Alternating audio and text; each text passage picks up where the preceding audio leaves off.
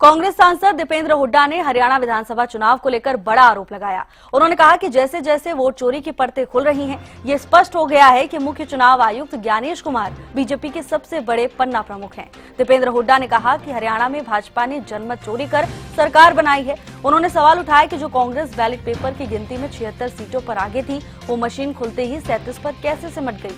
हुड्डा ने कहा कि जब असली मतदाता वोट से वंचित रहेगा और नकली वोट पड़ेंगे तो लोकतंत्र के मायने खत्म हो जाएंगे।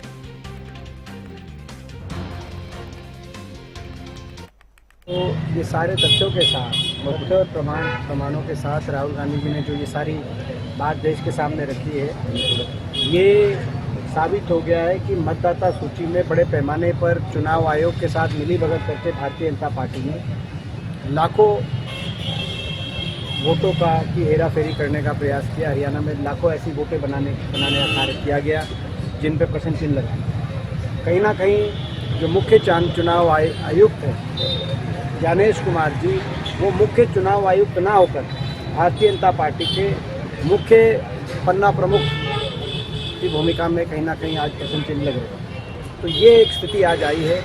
ये शुरुआत से एक बात हरियाणा के में ये आई थी कि लोगों की जन भावना के आधार पर सरकार नहीं बनी थी।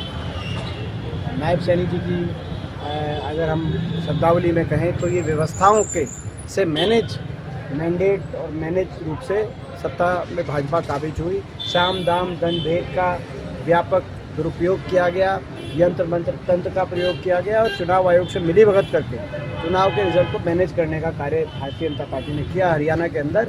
और अब बहुत से तथ्य प्रमाणों के साथ जो राहुल जी ने जो बात रखी है, ये देश के लिए चिंता का विषय केवल हरियाणा ही नहीं, ये देश के लिए, देश की लोकतंत्र के लिए, देश की संवैधानिक व्यवस्था के लिए चिंता का विषय है कि ऐसी तरह ये जो व्यवस्थाएं हैं, ये व्यवस्थाओं का खेल लोकतंत्र में बड़ा चिंता का